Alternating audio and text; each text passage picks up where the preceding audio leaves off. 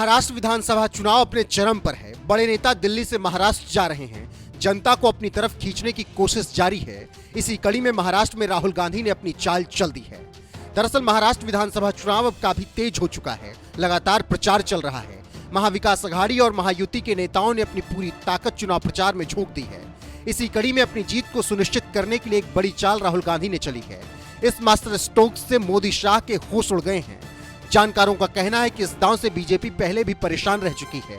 अब एक बार फिर राहुल गांधी परेशान करने के लिए मुद्दा उठा रहे हैं। खबरों की माने तो नागपुर में चुनाव प्रचार के दौरान ओबीसी आरक्षण, संविधान जैसे मुद्दों का जिक्र कर राहुल गांधी ने फिर से बीजेपी पर तीखा हमला किया और महाविकास अघाड़ी के नेता अब चुनाव के नजदीक आते ही जनगणना की बात करने लगे हैं। और ये दोनों मुद्दे लोकसभा चुनाव में महाराष्ट्र और यूपी में बीजेपी को काफी नुकसान पहुंचा चुके हैं। यूपी में जिस तरीके से बीजेपी का बुरा हश्र हुआ था और 60 से सीधे 33 सीटों पर बीजेपी आ गई थी, उससे समझा जा सकता है कि किस तरीके से राहुल गांधी और अखिलेश यादव की जोड़ी ने संविधान का मुद्दा उठाकर बीजेपी को बैकफुट पर धकेल दिया था। और इसी तरीके से महाराष्ट्र में भी लोकसभा चुनाव में बीजेपी को खामियाजा भुगतना पड़ा था। ठीक उसी तरह महाराष्ट्र विधानसभा चुनाव में भी नुकसान पहुंचाने की तैयारी बीजेपी को राहुल गांधी ने कर ली है और एक बार फिर राहुल गांधी ने संविधान का मुद्दा उठा दिया। इसके बीच में टेंशन होती है। अंबेडकर जी जैसे, गांधी जी जैसे लोग अपनी आवाज को बंद कर देते हैं और उनके मुंह से अपना दुख, अपना दर्द नहीं निकलता है। उनके मुंह से दूसरों का दर्द, दूसरों का दुख, दूसरे की आवाज निकलती है। तो जब हमने ये कॉन्स्टिट्यूशन, जब हमने, हिंदुस्तान ने, सिर्फ कांग्रेस पार्टी ने नहीं, सिर्फ महात्मा गांधी, जवाहरलाल नेहरू ने नहीं, हिंदुस्तान ने जब अंबेडकर जी से कहा कि अंबेडकर जी आप इस संविधान को बनाइए, कोऑर्डिनेट कीजिए, तो देश उनसे कह रहा था कि हम चाहते हैं कि इस संविधान में जो इस देश में करोड़ों दलित हैं, जो उनका दर्द है, जो रोज उनको सहना पड़ता है, जो उनका दुख है, वो दुख, वो आवाज इस कॉन्स्टिट्यूशन में गूंजनी चाहिए। और वो काम अंबेडकर जी ने किया। अब लोग कहते हैं कि अंबेडकर जी ने ये कॉन्स्टिट्यूशन आजादी के एकदम बाद बनाया। तो मैं आपसे पूछना चाहता हूं, क्या इस कॉन्स्टिट्यूशन में फूले जी की आवाज नहीं है? इसमें बुद्ध भगवान की आवाज नहीं है? बसवना, फूले जी, सावित्री फूले जी, इन सब की आवाज नहीं है? तो ये जो है, जिसकी आज हम रक्षा कर रहे हैं, ये हजारों साल पुरानी किताब है। इसके अंदर जो सोच है, ये एक, हम कह सकते हैं कि ये मॉडर्न वर्जन है, 20th सेंचुरी का वर्जन है, मगर इसमें जो सोच है वो हजारों साल पुरानी है।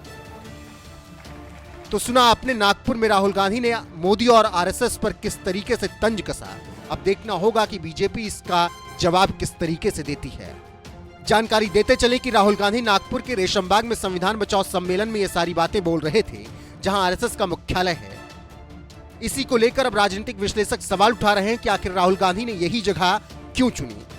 जानकार कह रहे हैं कि कुछ साल पहले बिहार चुनाव के दौरान आरएसएस प्रमुख मोहन भागवत ने आरक्षण पर एक बयान दिया था, जिसके बाद बीजेपी को भारी नुकसान हुआ था। अब राहुल गांधी उसी पॉइंट को फिर से छेड़ रहे हैं और आरएसएस को ललकारते हुए कहा है कि संविधान में सावित्रीबाई फुले और महात्मा गांधी की आत्मा है, मगर बीजेपी और संघ संविधान पर हमला कर रहे हैं। उनका हमला देश की आवाज पर हमला है। इससे आप समझ सकते हैं कि कैसे कांग्रेस महाराष्ट्र की लड़ाई को आरक्षण और संविधान की तरफ खींच रही है। देखना दिलचस्प होगा कि बीजेपी इस मास्टर स्ट्रोक का जवाब कैसे देती है।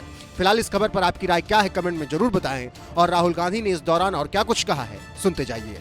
जो इसमें कहा जा रहा है वही बुद्ध भगवान ने कहा, वही अशोक ने कहा, वही इन सब महापुरुषों ने कहा, वही अंबेडकर जी ने कहा, वही गांधी जी ने कहा। और इसके पीछे हिंदुस्तान का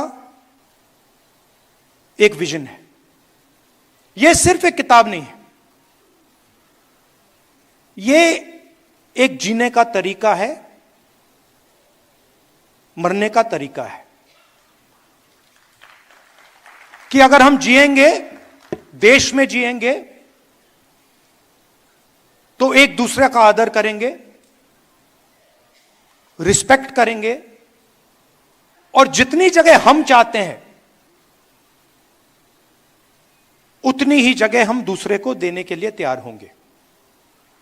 इसमें कहीं नहीं लिखा कि एक व्यक्ति हिंदुस्तान की पूरा धन, हिंदुस्तान की पूरी शक्ति, हिंदुस्तान का भविष्य छीन सकता है। इसमें लिखा है कि समानता होनी चाहिए, वन मैन वन वोट होना चाहिए, सबका आदर होना चाहिए, हर धर्म का आदर होना चाहिए, हर जात का, हर प्रदेश का, हर भाषा का आदर होना चाहिए। तो जब आरएसएस के लोग, बीजेपी के लोग इस पर आक्रमण करते हैं, तो सिर्फ इस किताब पर नहीं कर रहे हैं आक्रमण, वो हिंदुस्तान की आवाज पर आक्रमण कर रहे हैं।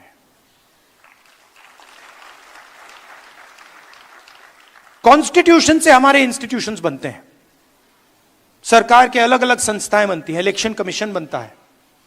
अगर कॉन्स्टिट्यूशन नहीं होता, ये नहीं होता, तो इलेक्शन कमीशन नहीं होता। राजाओं महाराजाओं के पास इलेक्शन कमीशन नहीं होता था।